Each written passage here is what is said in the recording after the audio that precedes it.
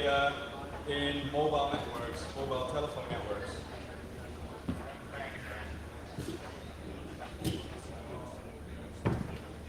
I think we have a very interesting panel for you with very interesting people who speak on this issue.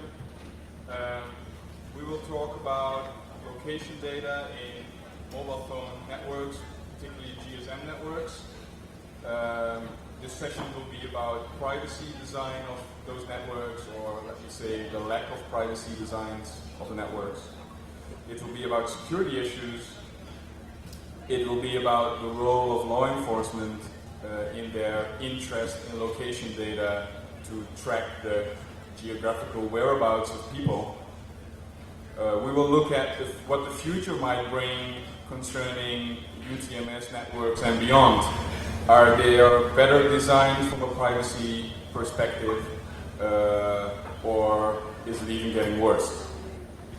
We will also look at the role of location data as far as they are looked upon by people who make laws and treaties and who deal with location data as it were traffic data. And we will try to make a point that location data is a special collection of traffic data that should have more protection than a normal traffic data. So it should be at the level of protection somewhere in between content data and traffic data. Let me introduce the speakers to you. I'm chairing the panel. My name is Maurice Wessling. I work for an Amsterdam-based privacy and civil liberties group called Bits of Freedom. Our first speaker will be Paul Dienissen. Paul has a career of working at KPMG and Digicash, and he has a long history in new media, being one of the co-founders of the Hectic magazine. This festival is partly coming from the Hectic history.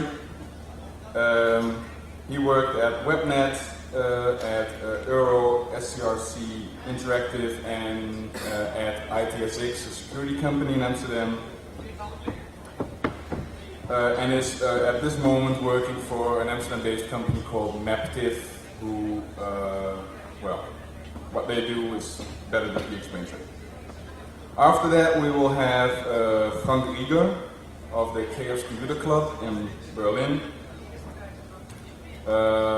Frank has been a speaker for the German Chaos Computer Club for several years and has especially focused on information warfare and intelligence and crypto politics. And currently he is working for a company called Gate5, who are developing applications on basis of GSM location data. Then we'll have Jaap-Henk Hoekman, who is working here at this university as an assistant professor, and he's a researcher in cryptography security, and he's also doing funny projects like Java-based mind mapping tool, whatever that may be. And our last speaker will be Gus Hussain. Gus is a fellow at the London School of Economics, and he is lecturing there on privacy, on philosophy, on the politics of technology, on the concept of information society. And in his spare time, he's working for Privacy International, which is a privacy and civil liberties organization based in London. Okay, let me first give the microphone to Paul Dienissen. I got it. Thank you, Maurice. Let me switch on the laptop. I hope it's possible to see over there. Thank you for inviting me for this panel, and I will give you a very brief introduction on what we can expect from location-based services, and the other speakers will go in more detail on any of the subjects that you can imagine here. Well, the introduction we already had. My name is Paul Dienissen, and I was probably asked here for my role in Hectic in the early days, and I worked a couple of years for DigiCache because I was very fascinated with the privacy-enhancing technologies that David Chown developed. And I'm also invited because of what I'm doing today, and that's for a company called Maptive, which I founded together with a couple of friends about a year ago. And that's focusing on mobile internet. What we believe is that mobile internet is going to be a huge success, but there's one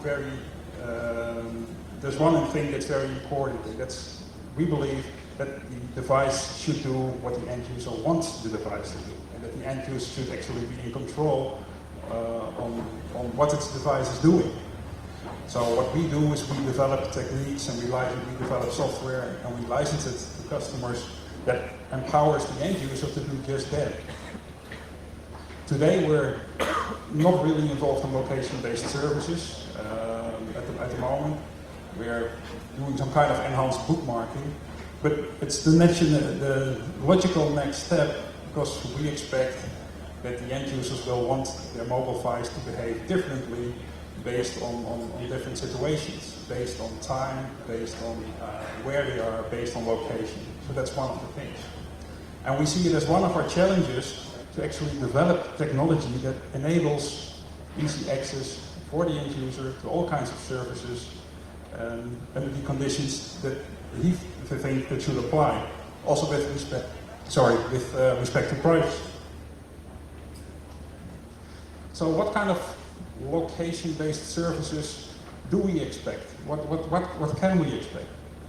Well, first there's a category of what we call pool services. They're not that privacy invasive, but just to give you an idea of what those services could be. The travel directions is an obvious one.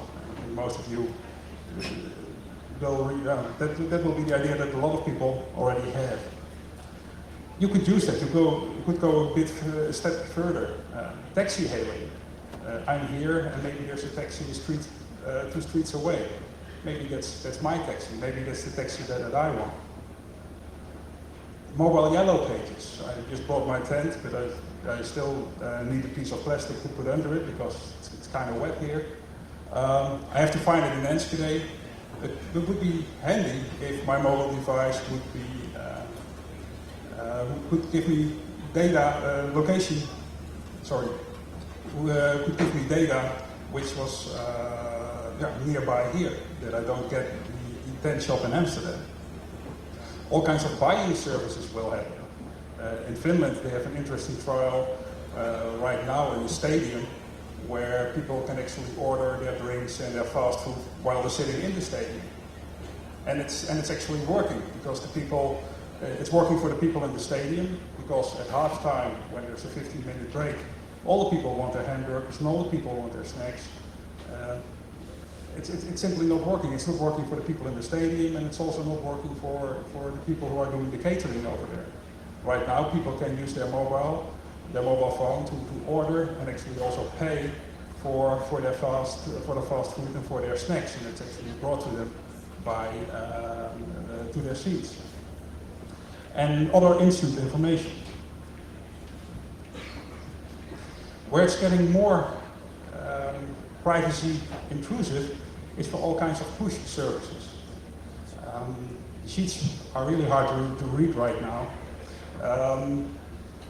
There are good push services, but there are also very push services that we found that can be very intrusive. Of course, we can imagine the mobile advertisements. I'm walking in the streets, and on every corner I get spammed by the latest deals that people have for me. But there are also some examples already happening today, not GSM-based, that give an idea, give some insight of the threats that you could have towards privacy. One of them is friend finders, which is actually operating in Finland and in Japan. It's possible to track your family, your friends, etc. People who subscribe to the service, they can get an alert when one of their friends from their group is getting nearby. If they are within a couple of 100 meters or a mile away, they get a signal. people subscribe to that, people pay for that, people think it's funny. It could be funny. The service is also used by parents who wants to know where their kids are. Is my kid at school? Did it arrive at school safely? Is it already at home, yes or no? Okay, there's some functionality there, but I think we all see the threat that it could bring to privacy if it was used for other services. Another scenario that we see is what they call zone alerts. It's quite similar, but it's actually used to monitor people where they are and whether they stay in a certain area, yes or no. It's already implemented for a group of Alzheimer patients who are strictly monitored. And if they leave their house too far, actually some caretaker is notified that the Alzheimer patient is running away again. And of course, again, this could be a very useful functionality. But again, we all see the threats that it will bring to privacy.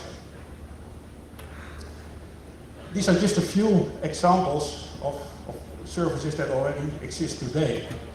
And just 2 weeks ago, a report was released where they asked a large group in the US, about 13,000 people actually responded to what they think, what their consumer opinion is of location-based services and privacy. And there were 4 key findings in that report. And the good news is that indeed many people are concerned about the potential impact of location-based services on privacy. And privacy concerns include the potential threats to personal security and use of personal location records for commercial purposes and legal actions. And the respondents emphasized that the importance of being able to control who receives their information. So that idea, that concept is really in their heads, and I think that's a good thing. And consumers have strong views on actions required by the wireless carriers and location-based service providers that would greatly reduce their concerns about privacy. So people have all kinds of ideas what their service providers should do to make sure that their privacy is more secure. So that's what the people think about it. What's the statement of the European Commission at the moment? Well, the European Commission has made clear that it does not intend to interfere with individual companies as long as the positioning information is only used for the reason where it was originally given for. Mr. Pereira, one of the scientific officers at DJ13, stated explicitly that privacy concerns will make or break this industry. So they're very aware of the importance of privacy and location-based services.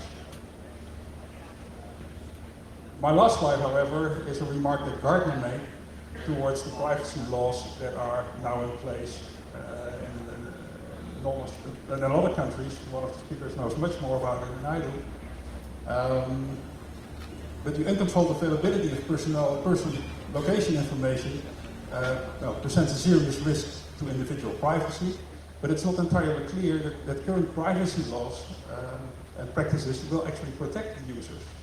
This is for the simple reason that people know the information is about telephone numbers, telephone IDs, but it's not about the individual and the name, the person who's actually behind it.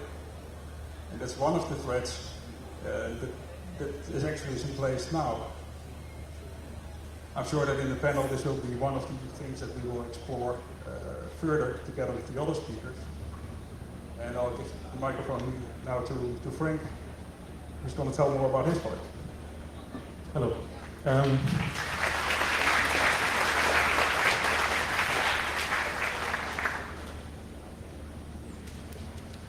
I'm Frank Rieger. I'm from Germany, so the things that I will talk about are more or less from a German perspective. The company I work for, that I founded with, does technologies and applications for people that want to do specifically that kind of applications that has been talked about. It means finding friends or finding next restaurant, whatever.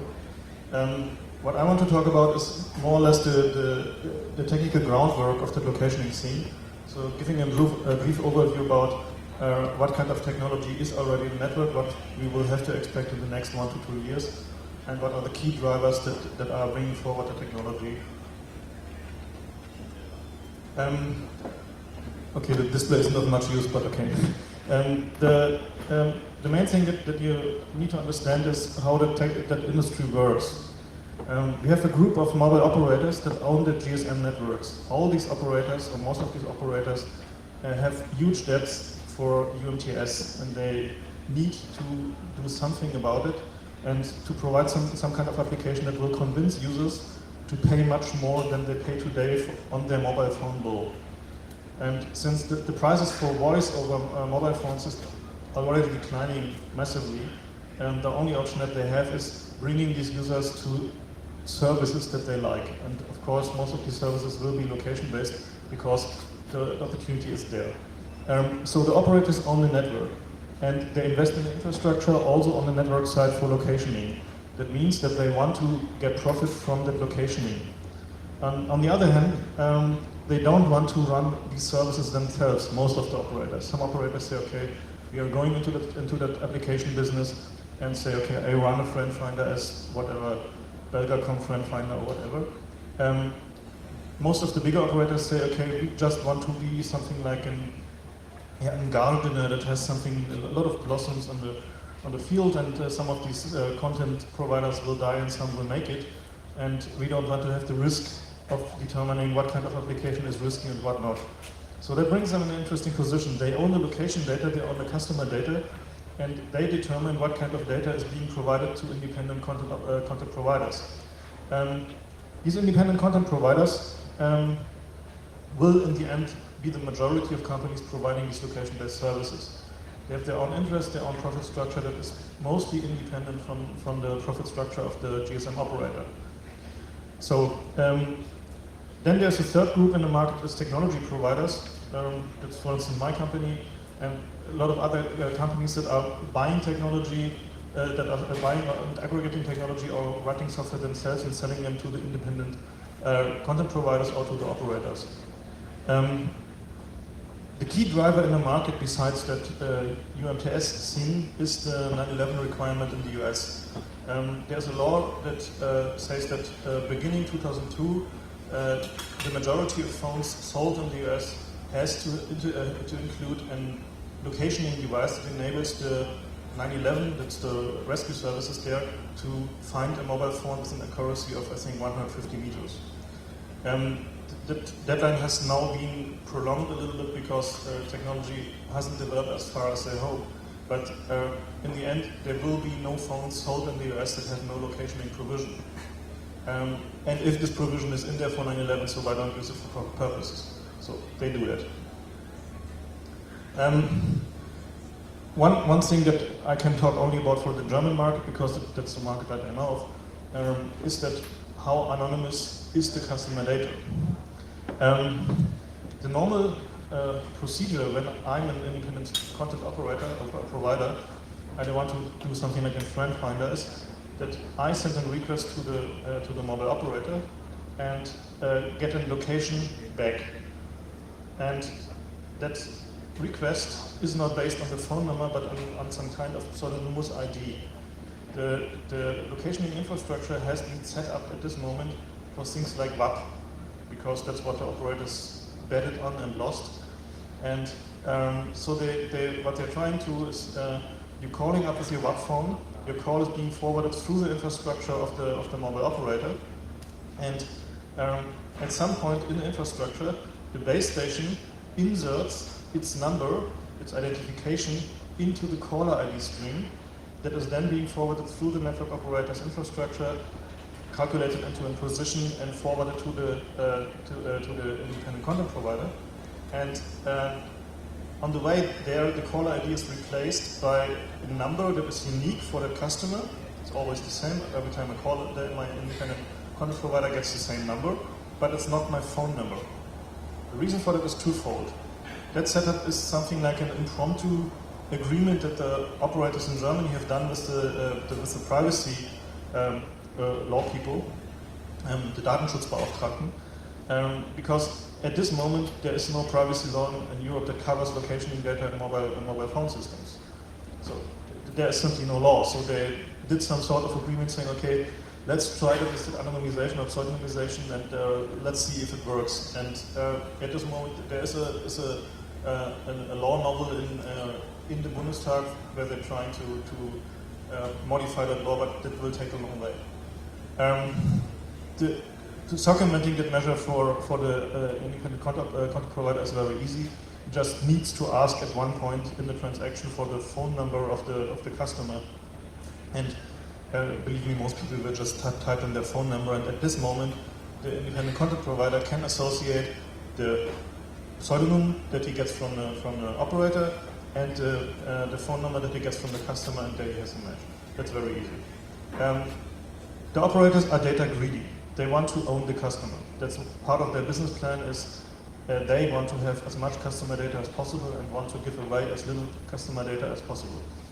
They are in a little bit of difficult situation because on one hand they don't want to have the risk of running all these mobile applications, and on the other hand they want to own the customer and don't give away too much data or too much profit to the independent content providers. In the end, what the operators say is, okay, we are your operator and we already know where you are because you have all this network infrastructure, we have all these records, and we know everything about you, we have all your core records. So you need to trust us, the operator, anyway. So just trust us with your location data too, and everything will be fine. That's the implicit argument of the operators. And they don't want to have the customer too much control about his location data. On the other hand, they know that, especially in Europe, there is a great privacy sensitivity within their customer base, and so they can't do everything. Okay, what we have in the networks today is cell ID. That's what basically every operator in Europe has to offer. Cell ID is not only the number of the cell that you're booked in with the telephone, but an identification number that describes the area of coverage that is being covered by one antenna of the base stations. Typically you have a setup where you have 4 to 6 to 7 antennas that are covering areas, and you can say, okay, this customer is in the area served by this antenna, and you get if you're an independent service content provider, you're getting the position of that cell. That means there's an area that is covered by that, and they calculate the middle of that, and that's the position you get. And the problem with that technique is it's not very precise. So it depends on the coverage size of the cell. You get between 300 meters and 5 kilometers depending on how big the cell is. If you're really in the countryside, it could even be that it's 20 kilometers accuracy. So, yeah, not very useful. On the other hand, pizza shops are not that dense in the countryside either, so 20 kilometers would be fine. That's the only system that is available today in the wild. That's what you can use if you're doing all these friend finder all that stuff, because it's the only system that doesn't require any investments in network infrastructure or only very small software changes. The next group of technologies, I have to say, it's a little bit more complicated. I've simplified it here. Is time of arrival.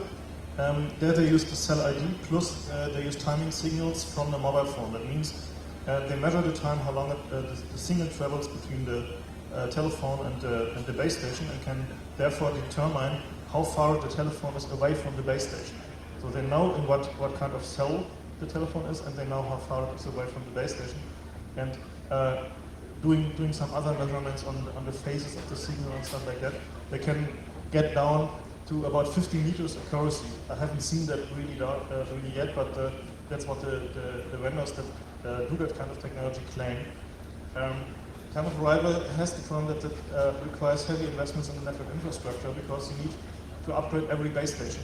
It cannot be done with some kind of central software upgrade somewhere in some computer, but they need to really go to every base station, plug in some new boards, plug in some new software. It's really a costly investment. The next thing is what you would think is obvious. That's what a hacker would do that is triangulation. So every telephone in most cases doesn't see only one cell where it's booked in, but several cells, and it just uses the one that has the best power level for the telephone. So if you use the timing signal and the signal strings from several cells, you can triangulate via simple mathematics or relatively simple mathematics where the telephone is approximately about. This requires even more and higher investments into the network infrastructure. It also requires a change in software on the telephone because you need something to work in the telephone to simplify the process. And the difficulty is that it's not easy to bring the technology up to a massive scale because the calculation involved and the kind of transmissions involved from the telephone to the network and back is quite high. And so initial calculations for the bigger operators have said that it's nearly impossible to bring triangulation up to a scale we can say, okay, track 20 million users at a time. So that's a significant software engineering problem. Okay, the trials that have been done are also going down to 50 meters accuracy depending on all kinds of stuff like reflection on buildings, like weather, like if it's autumn or winter because of the leaves on the trees and all kinds of stuff. One thing that is quite popular in the US is assisted GPS. One of the products, Snaptrack. What they're doing is they're building a very simple GPS. I assume the GPS is known as a technology. That's global positioning system, satellite-based location system where your timing signal from satellites is being used to calculate the position on Earth. And what they're doing is they have a very simple GPS receiver that just takes a snapshot of the sky and the signal from the satellites that it sees, and doesn't do any fancy calculations on that, but compresses the data that he gets, puts in some data that comes from the GSM network, and sends this data package to the operator, and the operator can calculate from that data set a quite precise position. This system combines both worlds. It requires quite a relatively high investment in new telephones because you need a new GPS-assisted telephone, and that's not what is today in the market. There's only very few prototypes of that. Cost is not really an issue because GPS chips are getting dirt cheap now. If you're buying really quantity, like 1 million chips, you're getting good GPS chips for below $20, so that's not an issue anymore for the telephones. The accuracy that you can get there is about 10 meters. That's what they say, and that's also depending on a lot of factors. It's not like you have everywhere 10 meters where you walk, but it depends on view of the sky, reflections on buildings, and stuff like that. Okay. The beauty of that system is that it requires comparatively little investment in the networks because you just need one central server that does the computation of the locationing and the computation on the telephone. What we have today in Europe is the small operators have mostly call independent locationing up and running. It means you don't need to set up a data call or WAP call or whatever to get a position. But the independent content provider or you, if you have lost your telephone, that's the typical service that is being offered at this moment, can go to the website and say, I'm that guy, I want to know where my telephone is, and you get a cell ID-based location from the telephone. The bigger operators have too much focused on WAP and have at this moment this call-based locationing. That means that they need to set up data call so they can insert the cell ID in the data stream to get your location. So at this moment, the small operators are a little bit faster. What we can expect is that with the introduction of GPRS into the networks and with the beginnings of UMTS in the networks, we will see much more investment into that locationing technologies. GPRS is more or less a trial for UMTS. What they want to try out is how users react to the location technology, how do users react to new end-user devices that have locationing capabilities, and all these other privacy aspects. Okay, that was my talk. If I was too forced to have any questions, so probably later then.